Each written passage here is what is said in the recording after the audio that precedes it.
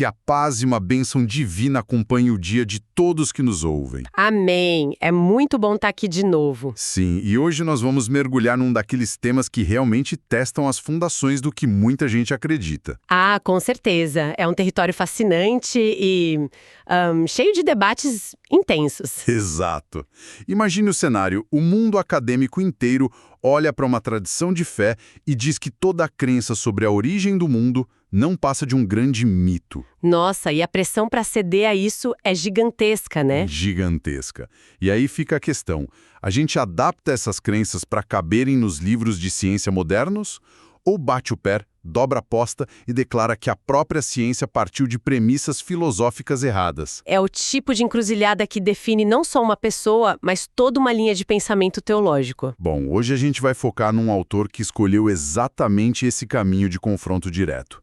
O nosso material base é o monumental livro Teologia Sistemática, do autor Louis Berkhof. Um peso pesado da teologia. Sem dúvida. E a gente vai colocar nossa lente de aumento sobre um capítulo bem explosivo que é As Obras de Deus, Criação do Mundo Material. A nossa missão nessa análise profunda hoje é destrinchar essa visão teológica reformada clássica que o Berkhof defende sobre a origem do universo. Nós vamos tentar entender, a mecânica por trás da defesa dele de uma leitura estritamente literal de Gênesis e também explorar as críticas contundentes que ele faz a quem tentar harmonizar a Bíblia com a geologia moderna ou com a evolução. É um embate intelectual de alto nível. Mas olha, antes de a gente dar o primeiro passo nesse campo de batalha, eu preciso deixar uma nota de imparcialidade bem clara para quem nos ouve. E é importante avisar isso. Pois é. As visões que a gente vai apresentar aqui refletem estritamente a teologia do autor no momento em que a obra foi escrita.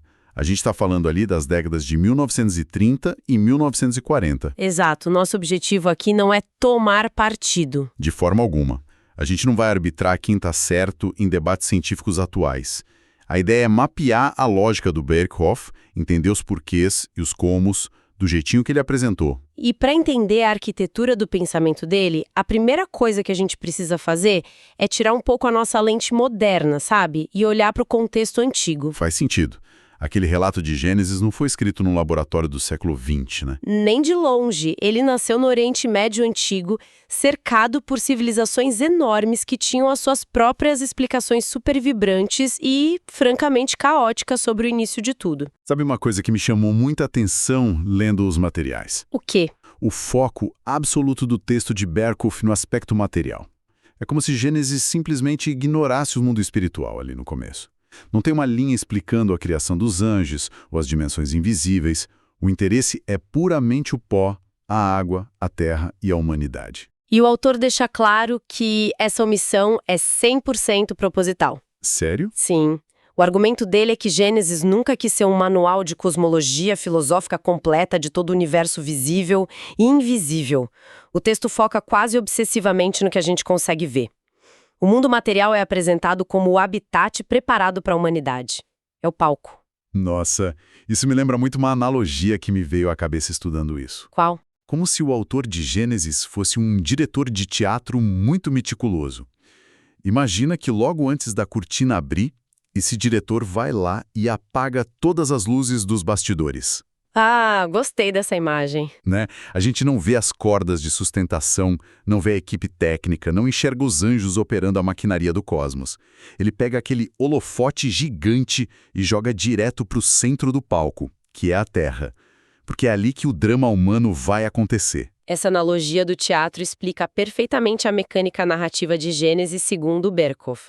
E se a gente for olhar para os teatros vizinhos aos hebreus na antiguidade, o contraste é um absurdo. O material cita os babilônios, né? Isso. Ele detalha uma comparação muito reveladora com os mitos babilônicos da criação, especialmente o Enuma Elish. E como era esse mito? Era o caos total. É uma história politeísta, cheia de deuses brigando, com inveja, entrando em guerras físicas brutais. Na visão babilônica, o mundo é basicamente o resultado de uma carnificina cósmica. Caramba! O deus Marduk, por exemplo, assassina o dragão Tiamat, corta o corpo dela ao meio e usa os pedaços ensanguentados para moldar os céus e a terra. Uau! É tipo um filme de ação com censura de 18 anos. Exatamente. E Gênesis é um documentário majestoso e silencioso. Não tem suor, não tem deuses brigando, Deus simplesmente fala e a matéria obedece. Mas assim, lendo isso me surgiu uma dúvida clássica.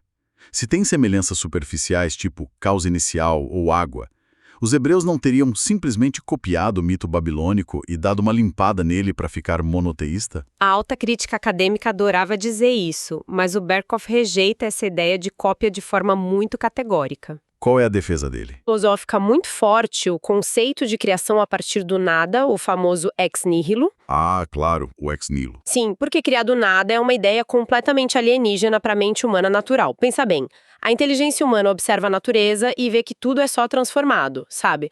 O marceneiro usa a madeira que já existe, o ferreiro usa o metal. Faz sentido. A gente não vê coisas brotando do nada. Exato.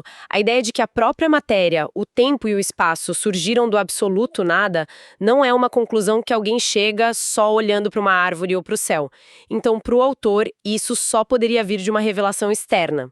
Não tinha como ser um mito humano refinado. Tá, então se a gente aceita essa premissa de que esse diretor construiu o palco inteiro, do nada, só com a palavra dele, a gente esbarra na próxima grande questão do livro. Que é uma das mais polêmicas. Sim. Qual foi a velocidade dessa construção?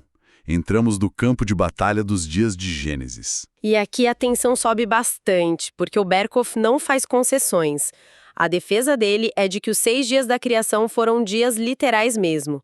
24 horas. Dias normais. Dias comuns, moldados pela rotação do planeta.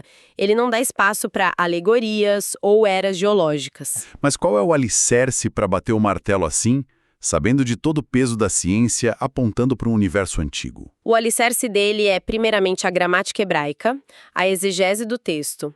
Ele aponta que o significado primário da palavra hebraica yom é um dia natural de 24 horas. Yom, certo? E ele diz que a regra de ouro da interpretação é nunca abandonar o sentido literal, a menos que o texto grite por isso. Além disso, tem aquela frase rítmica que repete o tempo todo: ouve tarde e ouve manhã. Assim, ao final de cada dia. Imagina tentar encaixar milhões de anos de desenvolvimento geológico numa tarde e numa manhã. Para o Berkhoff, isso quebra a mecânica do texto. Mas espera aí, eu travei num detalhe aqui e preciso entender a mecânica disso. Pode falar. Se estamos falando de dias literais de 24 horas, marcados por tarde e manhã, como a gente mede os 3 primeiros dias? Porque o Sol e a Lua só aparecem no 4º dia. Ter dias de 24 horas antes do próprio relógio solar existir parece um furo de roteiro muito grande, não acha? Essa é uma das objeções mais clássicas que existem. Mas a resposta do Berkhoff é bem focada na física da coisa. Ele argumenta que a ausência do Sol não impede a passagem do tempo nem a alternância de luz e trevas. Como assim? Ele defende que Deus estabeleceu uma fonte de luz primordial e botou a Terra para girar logo no primeiro dia. Essa rotação do planeta diante dessa luz cósmica já criava o ciclo de 24 horas, muito antes dessa luz ser concentrada lá no Sol no 4º dia. Entendi. O mecanismo do tempo já estava rodando, então. O palco já estava girando. Perfeito, a mecânica da rotação já funcionava. Além dessa parte física, o Berkhoff traz um pilar teológico bem forte para sustentar os dias literais, que é o mandamento do sábado. O mandamento lá de Êxodo, né? Exatamente. O livro lembra que Deus mandou o ser humano trabalhar 6 dias e descansar um para espelhar a semana da criação. O raciocínio é implacável se esse mandamento perderia todo sentido se os dias da criação fossem eras de milhares de anos. Nossa, é verdade. Imagina um mandamento dizendo para você trabalhar por 6 milhões de anos e descansar 1 milhão. Ficar inviável. Totalmente sem lógica. A coerência interna do texto exige que o dia de descanso divino seja da mesma natureza que o nosso dia de descanso humano. Bom, se a gente aceita essa premissa de que foi uma semana de trabalho literal, a gente precisa olhar para o projeto final, o famoso Hexameron, a obra dos 6 dias. É muito bonito ver como ele estrutura isso. Lendo as notas do material, fica muito claro que não é uma explosão aleatória de coisas. Tem um padrão de design, uma planta de arquitetura. É uma simetria incrível. Tem um paralelo direto entre os 3 primeiros dias e os 3 últimos. Os primeiros 3 são dias de formar espaços. Eles resolvem aquele problema inicial da Terra estar sem forma. E os 3 últimos dias são os de preencher. Eles resolvem o segundo problema, que era a Terra estar vazia. Vamos visualizar essa planta porque o como disso é muito legal. No dia 1, Deus cria a luz. O paralelo exato é no dia 4, quando ele cria os luzeiros, o Sol e a Lua, para governarem essa luz. Exatamente. Aí no dia 2, ele separa as águas, criando o firmamento, o céu e os oceanos. O paralelo é o dia 5, com as aves voando nesse céu e os peixes enchendo os oceanos. Um planejamento em grade perfeito. Sim. E no dia 3, surge a terra seca e as plantas. E no paralelo, o dia 6, surgem os animais e a humanidade para caminhar nessa terra e se alimentar dessas plantas. Essa estrutura mostra que o caos inicial escuro foi sendo transformado num cosmos, num sistema super ordenado. Cada dia prepara o ambiente certinho para o próximo nível de vida. Tem um detalhe sobre essa luz do primeiro dia que o autor menciona e eu achei surpreendente.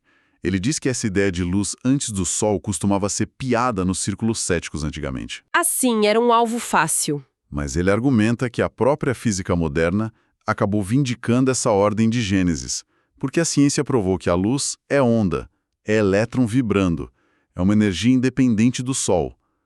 E olhando para o hebraico, o texto nunca chama o Sol de luz em si. Isso é fascinante. No 4º dia, a palavra usada é maor, né? Isso, Maor. Significa um portador de luz, ou um veículo.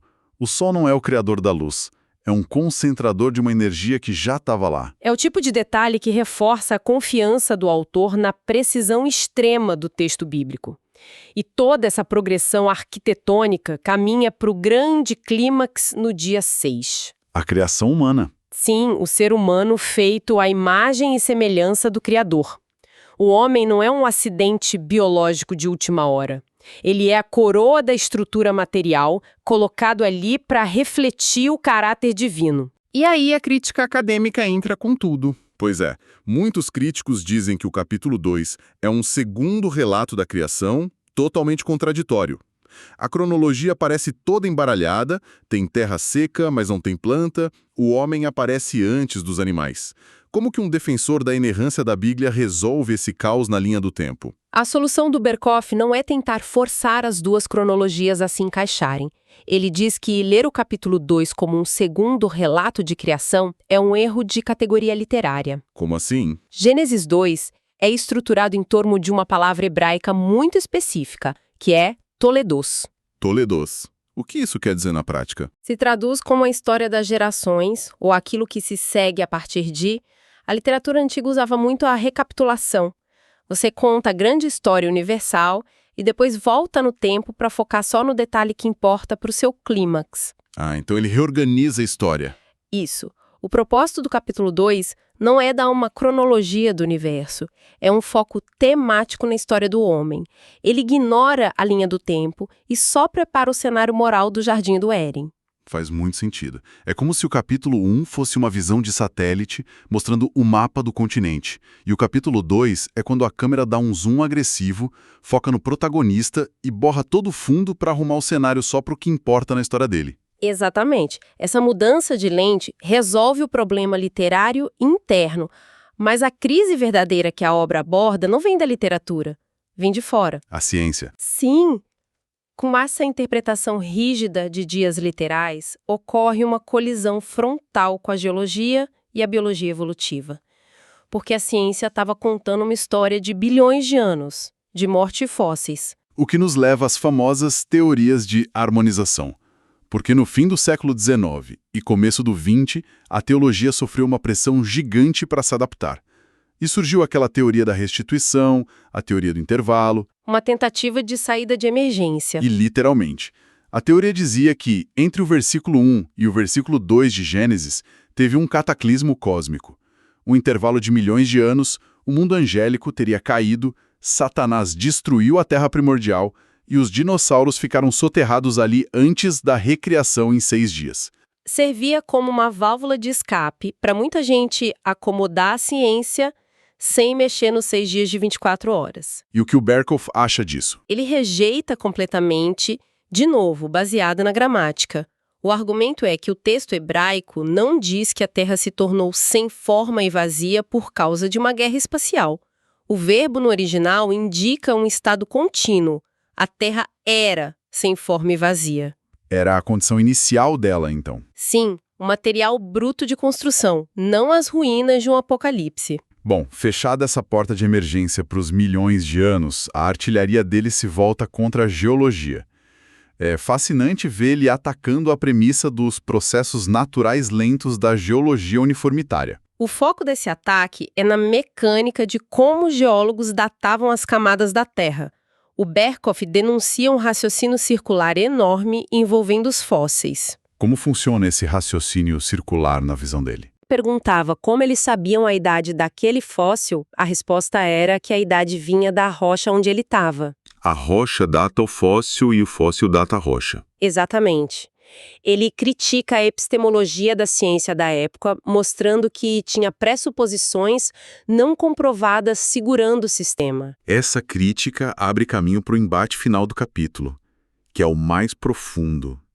Se a geologia é descartada, a reação dele à teoria da evolução é ainda mais demolidora. Muito mais. Mas olha, no meio desse fogo cruzado, não tinha uma proposta de trégua. A evolução teísta. A famosa evolução teísta. Parece um meio termo perfeito, né? A evolução natural aconteceu por milhões de anos, mas Deus era a força invisível, guiando os primatas até soprar a alma no primeiro humano. Não era uma boa ponte entre a academia e a fé. Para o Berkhoff, essa ponte é um cavalo de Troia, ele chama de um produto híbrido muito perigoso. E a rejeição dele não é só sobre os mecanismos da biologia, é sobre o efeito dominó que isso causa em toda a teologia bíblica. Que efeito dominó é esse? Por que a estrutura desmorona se a evolução teísta for real? Atinge em cheio as doutrinas da queda e da redenção. A narrativa bíblica exige que o homem tenha começado no topo, num estado de perfeição moral. E por um ato de rebelião literal, a queda ele trouxe o pecado e a morte para o mundo. Mas se a evolução teísta for verdade, o cenário inverte. Se viemos de animais através de milhões de anos de morte, o ser humano não caiu de um estado de glória. Ele está, na verdade, numa lenta jornada de ascensão saindo da lama. O homem estaria melhorando constantemente, superando o passado brutal dele. E a consequência fatal disso é que muda a definição do que é o mal. O pecado deixa de ser uma rebelião moral contra um Deus santo, passa a ser só um resquício de instinto animal primitivo que a gente não conseguiu evoluir. A agressividade, o territorialismo. Isso, o pecado vira um atraso biológico, não uma culpa moral. E nossa, se não tem culpa real, se não tem uma queda literal, a necessidade de resgate desaparece por completo. Exatamente. A figura do Redentor, do Cristo morrendo na cruz para pagar uma dívida e restaurar o que se perdeu, perde a lógica. A fundação inteira colapsa, como o Berkhoff alerta. A avaliação dele é implacável. Harmonizar a ciência com o Gênesis destrói o propósito de todo o resto da Bíblia. E é muito importante notar para quem nos ouve que essa resistência não nascia só de teimosia cega contra fatos. Não mesmo. O material cita vários cientistas da época do Berkhoff dizendo que o darwinismo clássico estava enfrentando crises seríssimas. Eles lutavam para explicar a ausência de fósseis de transição e não conseguiam explicar como a vida orgânica surgiu da matéria morta. Tinha muita lacuna científica. Muita. E principalmente a evolução não explicava a alma humana, a consciência abstrata. Então, para ele, não tinha motivo nenhum, nem teológico, nem científico, para hastear a bandeira branca. A obra mostra um sistema que optou por fincar os pés na própria rocha. O mundo material não é acidente de mutação. É um projeto construído com um propósito redentor. E toda essa exploração dos mecanismos da criação traz a gente de volta para o final do Hexameron, o 7º dia. O descanso. Sim. E tem uma reflexão no texto que quebra esse peso acadêmico todo. Fica claro que Deus não parou de criar porque ficou cansado ou perdeu o fôlego. O 7º dia é o deleite de um artista. A imagem é muito forte. É o mestre terminando a obra-prima, dando um passo para trás, em repouso absoluto para admirar a perfeição de cada detalhe, declarando que tudo era muito bom. E diante dessa magnitude, fica uma pergunta que ecoa além da teologia. Independente de como a gente interpreta as nuances da geologia hoje, como a nossa relação com a natureza mudaria se a gente parasse de achar que a vida é um acidente sem propósito? E se a gente olhasse para a Terra como uma obra-prima intencional, tão valiosa que o próprio Criador pausou a eternidade só para admirar? É uma visão que redefine o nosso lugar no cosmos, com certeza. E para quem quer continuar entendendo como essas bases sustentam o pensamento reformado, a jornada não acaba por aqui. Teremos um novo episódio desse mesmo livro em breve. Continuaremos desbravando essas fronteiras intelectuais juntos. Deus abençoe todos os ouvintes.